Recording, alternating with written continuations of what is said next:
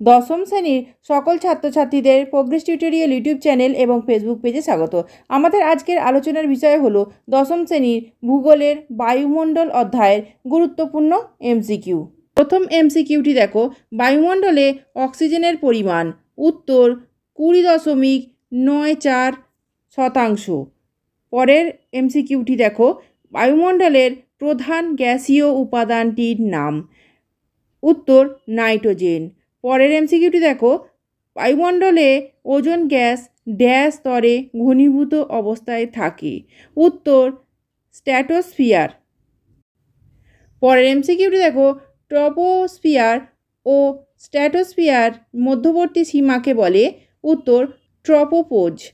পরের এমসিকিউটি দেখো, ভূপৃষ্ঠ থেকে ওপরের দিকে বায়ুমণ্ডল প্রায় কত কিমি পর্যন্ত বিস্তৃত। উত্তর 10,000 কিমি।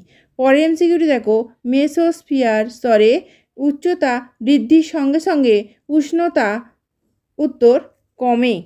পরের এমসিকিউটি দেখো, ভূপৃষ্ঠ থেকে ওপরের দিকে প্রায় কত কিলোমিটার পর্যন্ত বিস্তৃত স্তরটিকে বলে হোমোস্ফিয়ার। উত্তর 90 কিলোমিটার।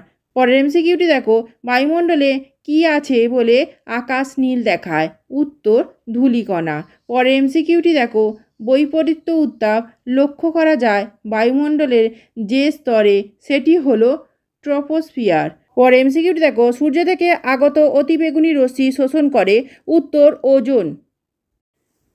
পরের এমসিকিউটি দেখো, বায়ুমণ্ডলের প্রতি 1000 মিটার উচ্চতায় তাপমাত্রা হ্রাসের স্বাভাবিক হার হলো। উত্তর 6.5 ডিগ্রি। পরের এমসিকিউটি দেখো, স্বাভাবিক উষ্ণতা হ্রাসের হার দেখা যায়। উত্তর ট্রপোস্ফিয়ারে। পরের এমসিকিউটি দেখো, বায়ুমণ্ডলে নাইট্রোজেনের শতকরা পরিমাণ। উত্তর 78.08%। পরের এমসিকিউটি দেখো, হোমোস্ফিয়ারের অন্য নাম। উত্তর সমমণ্ডল। পরের এমসিকিউটি দেখো, ক্ষুব্ধ মণ্ডল বলা হলো। উত্তর ট্রপোস্ফিয়ার। শেষ এমসিকিউটি দেখো, আবহাওয়া ও জলবায়ুর নানা ঘটনা ঘটে। উত্তর ট্রপোস্ফিয়ারে। আজকের ভিডিও এই পর্যন্ত। ভিডিওটি ভালো লাগলে অবশ্যই লাইক, শেয়ার এবং সাবস্ক্রাইব করো। ধন্যবাদ।